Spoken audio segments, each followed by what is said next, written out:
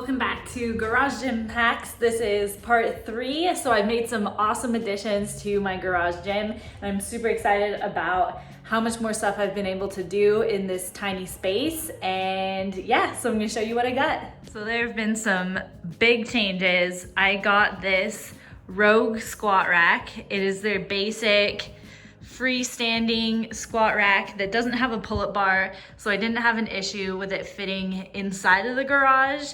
And it's also really easy to move just in case I did want to take it outside. So for this space, I used from Home Depot, I got Nike flooring. So it's a bunch of Nike shoes that have been recycled and crumbled up and made into rubber flooring.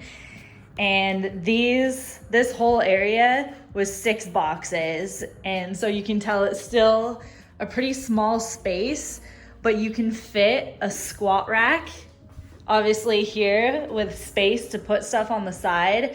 And you can also fit a barbell where the plates aren't gonna run off the sides either. So that's pretty much just what I wanted because I wasn't trying to fill the entire garage with that. So for now, I'm still not gonna drop weights from overhead just because of the damage it could potentially do to the collar, and it would be pretty loud, especially if I've got the door shut.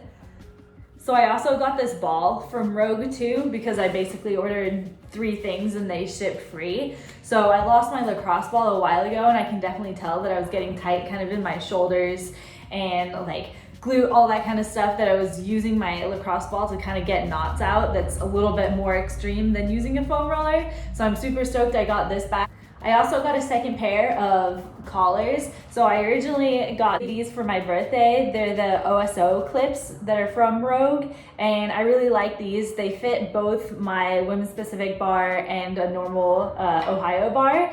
And since now I have 2 bars, I just wanted to get a second pair of clips, but I didn't want to spend that much money just on clips. And so I actually got these also from OSO, but it's their light clip. So it seems super, super smaller than the original one, but so far so good. It doesn't have any slipping issues because it still has some sort of, you can't see it, but it still has some sort of lining inside of it to keep it just from crawling away from your bar. Like I said earlier, I'm not dropping my weights very often, so I don't really have an issue with my collars moving that far away from each other. You can barely tell the difference between the new flat plates I got and the ones that I've been using for at least a couple months now. They kind of lighten up in color a little bit, but they're still so smooth on the edge, whereas some plates I've used before really start crumbling here, and then you kind of question like the calibration and how much. So I'm happy with the qualities of these. They've taken a lot. I mean, I've been pretty much lifting on the concrete here outside, so yeah, I'm super happy with how those have turned out. So the next 2 things that I would want to get for my garage gym is definitely a set of soft plyometric boxes. I think that I would at least get a 6-inch and a 12-inch because I think those are the most utilized. As far as making them taller, I just don't have the room for that, even if I was trying to do max jumps out here. And I think most importantly, what I'm really trying to get a hold of right now and what I've been researching for are change plates. So getting a set of 10-pound plates, getting a set of 5-pound plates, and getting a set of 2.5-pound plates, I think will be super important just for as lifts start to get heavier, more weight, they're just so important to have. So I think that's one of the biggest things I've noticed as far as doing some of the lifts in my garage, just not having that option to take tiny steps towards something heavier. And I'm still undecided if I want to add on to this flooring and move it maybe 1 or 2 rows this way just to do more exercises on the rubber. That's definitely still something I have to think about, but that would probably be a little bit lower on the priority list just because I got some of the flooring done and it's definitely good enough for now. So if you are planning on buying a squat rack for your garage, some things to consider are your priorities of your workouts. If they're just going to be barbell workouts and mostly just strength workouts and you have the space for it, you can try to get a monster rig or a power rack, something that'll give you a little bit more variety in your workout so you can get all the attachments for rows or pull downs or pull ups.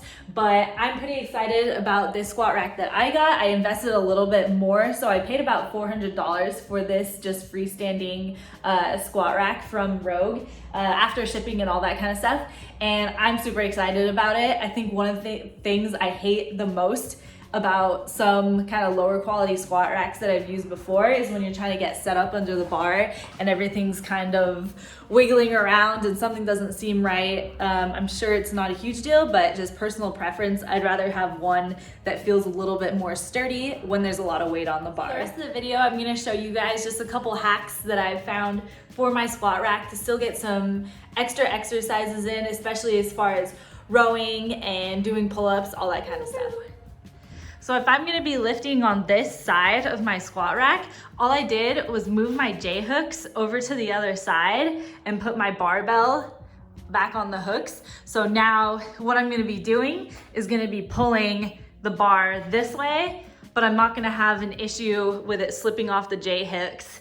It's behind the squat rack now, so it's gonna be a little bit more stable. So that's two is I've got my red resistance bands and I'm gonna attach one pretty far away from each other on the squat rack. And this is something that you can use for kind of an X pull down.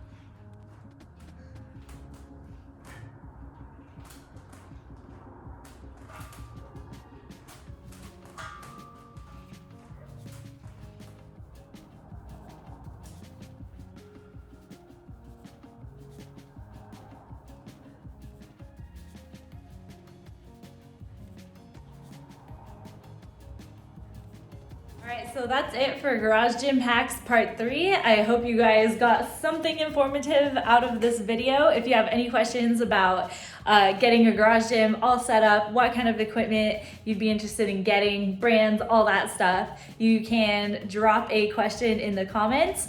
And yeah, like and subscribe, and I'll see you on the next one. Bye.